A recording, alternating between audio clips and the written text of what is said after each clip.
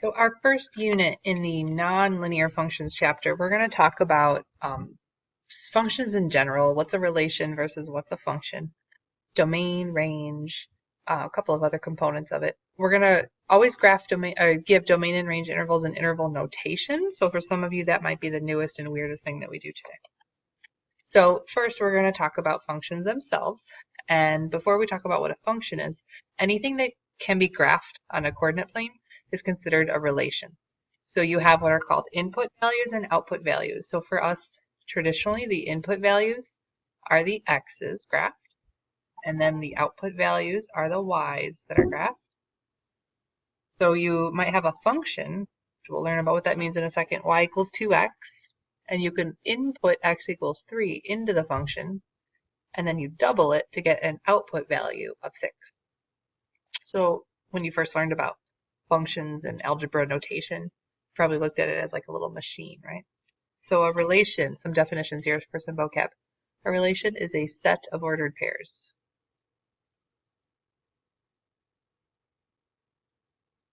So literally anything that can be graphed on a coordinate plane.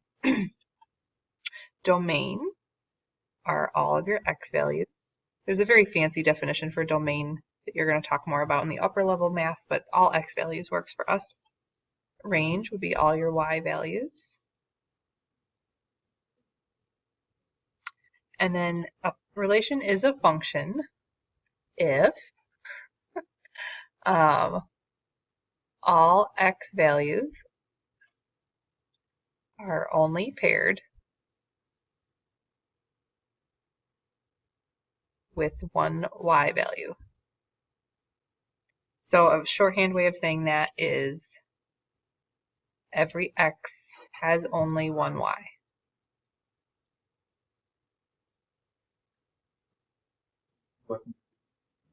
So this input-output table, they're set up this way, but if you would prefer them to be written as an ordered pair or a t-table, you sure could. So input-output is the same thing as xy t-table. The first ordered pair would be -3, 3. The next ordered pair would be 1, -2. And then there's another one that's 1, 1, and then 4, 4. So if you look at it that way, that means the exact same thing. So the question is, identify the domain and range, and then tell me if it's a function or not. The domain is a listing of all the x values. Now, it's not every single number between values. It's just a listing in this case. So we're going to use what's called set notation. And it's -3, 1, and 4. Traditionally, set notation, you should list them in increasing order. Technically, it does not matter. Now, the 1 shows up twice. Notice I didn't write it twice because when I listed, it's saying it showed up. The range is a listing of all the y values. So again, any order, it doesn't really matter. Typically, it's in increasing order. So -2, 1, 3, and 4. And then the final question, tell me whether it's a function. Remember, every x can only be paired with one y. So this x right here is paired twice. So this is not a function. You might see function abbreviated FCN. All right, the next one. Same idea for domain and range. This is the x, this is the y. So for domain, set notation, oops, that is not red. Domain is -3, 1, 3, and 4. Ooh, that's ugly. And then range would be a listing of all my y values, any order, but traditionally they're in increasing order. So -2, whoops, 1. Doesn't like me writing on myself. Get out of there. Okay. -2, 1, and 3.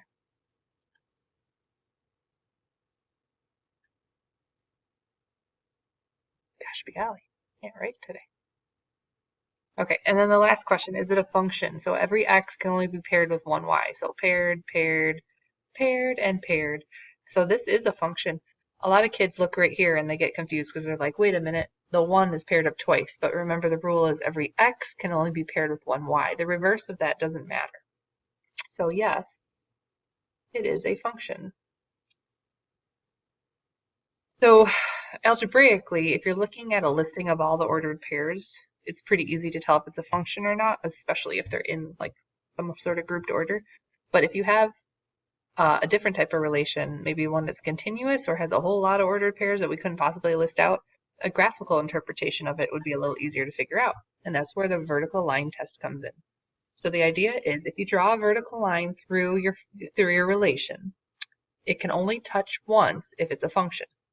So an example would be if I were to graph like a good old-fashioned line, okay, an algebra 1 line. Think about graphing a bunch of vertical lines through this. Every single one of those vertical lines only touches that blue function once. So we say that this passes the vertical line test. So yes, it is a function. But let's look at something like, that's not a line, let's look at a parabola, quadratic. Ugh, gosh, I'm having a tough time drawing today. All right, so pretend these are vertical lines. Even though that's not a linear graph, it still is going to pass the vertical line test. So yes, it is a function. What about a sideways parabola? There are sideways parabolas out there. Learn about more of those in pre-calc. Boom! That's just one example of how this guy would most definitely fail the vertical line test. So this is not a function. The same would have worked for our first 3 examples. Had I plotted all those ordered pairs on the coordinate plane, we would have seen a case on the not a function one where those 2 points would have lined up vertically, and that particular vertical line would have caused a failure on the vertical line test. To get domain and range on a continuous function is a little more difficult, because if I said list out all your x values, you're going to be listing for a whole long time, right? Because if I start at the left point right here, so this is the leftmost point of my function, and then it graphs, and then here. There's like an infinite number of ordered pairs in between there and there, so I can't possibly list them. So what we're going to do is use interval notation. Domain tells you how far your function stretches or relation stretches from the left to the right. So it has to be least to greatest. So the leftmost ordered pair x value to the rightmost ordered pair x value. And I'm putting brackets on this general instructions up here. We're going to find out that there's some cases where we don't use brackets. We'll talk about that. So the domain begins at -6 and then hits every single number up until 6. The reason we're using these like hard brackets around those numbers, those endpoints, is because -6 and 6 are included. Remember our lessons from last unit, where if it's included as a solution, you use a bracket. Otherwise, we're going to use a parenthesis. So range, remember, is the y values. It's all of your y values listed out from least to greatest. So for range, it's going to measure the lowest y value up to the highest y value. So if I look at my lowest point on the graph, which is right here, and then the highest point on the graph is right there. So it stretches from, if I kind of follow that over right here, -3 up to 4. And it hits every single number in between there. And it has to go in that order, least to greatest. Question of, is it a function? Would be if it passes the vertical line test, which yes, it does. So yes, it's a function. All right, this next guy, domain, stretches from the left to the right, most ordered pair. So what's that, -7 to 6? And then range is the lowest y value to the highest y value. Sometimes it helps if you go over like that. So -1 to 8. Hello. Getting ahead of myself. Yes, your friend infinity will show up in a second. And then this guy totally passes the vertical line test. So yes, it is a function. Sorry about that. All right. This next one is going to be a little bit difficult to tell where the domain and range begin and end, because it's like I had to put a clip art thing in the word and it was tough. So use your best estimate here for domain, where it begins and ends. So I'm going to go with like -4.5 to 7. I would never give you one where I was going to be really picky about whether you had the exact right decimal point for this. The range is the lowest y value up to the highest y value, so I'm just going to go with -2 to 2. And then as far as the vertical line test, this guy's going to fail pretty bad. So it fails the vertical line test, so no, that is not a function. Now the next one, you got to be careful. This relation has arrows on the end, which indicate that he goes forever. So the first thing I'd like you to kind of do is really like exaggerate the ends, understanding that they do not stop.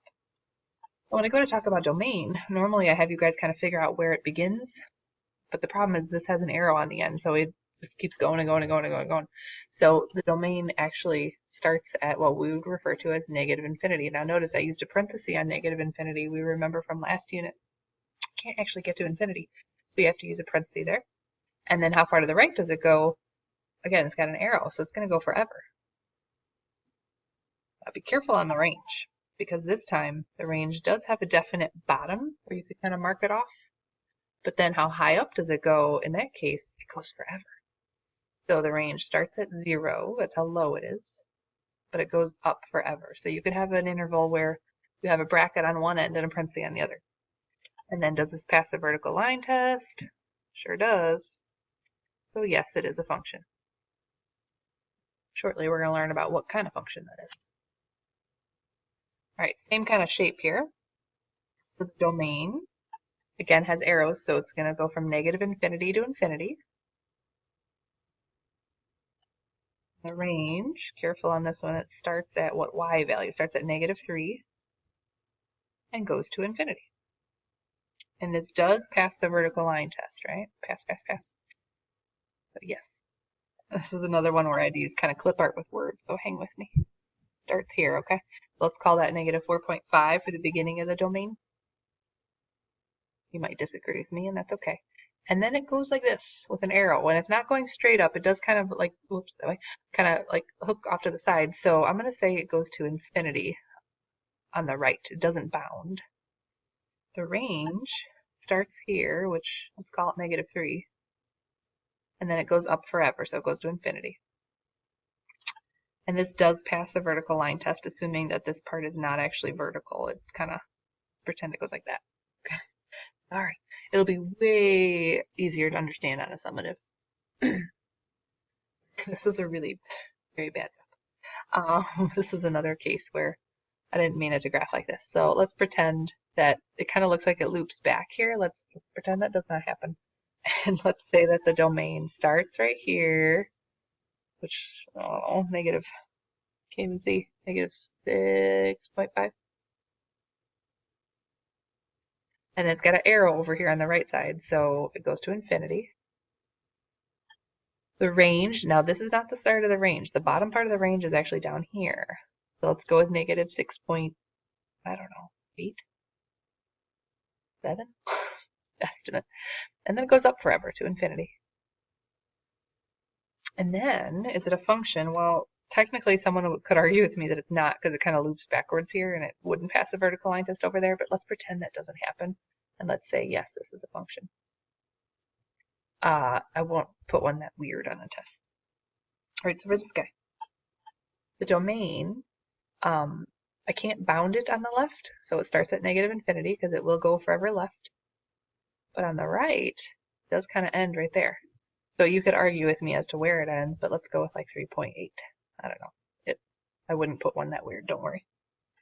Range, I can't bound the bottom or the top because there's arrows indicating that they go down and up forever. So -infinity to infinity. And then this guy would fail the vertical line. That's not even vertical. The vertical line test pretty bad. So it is not a function. All right, I think that gives us a nice overview of domain, range, function, interval notation. We're going to work a lot with this topic because every single function we learn about, we have to talk about domain and range. So look forward to that.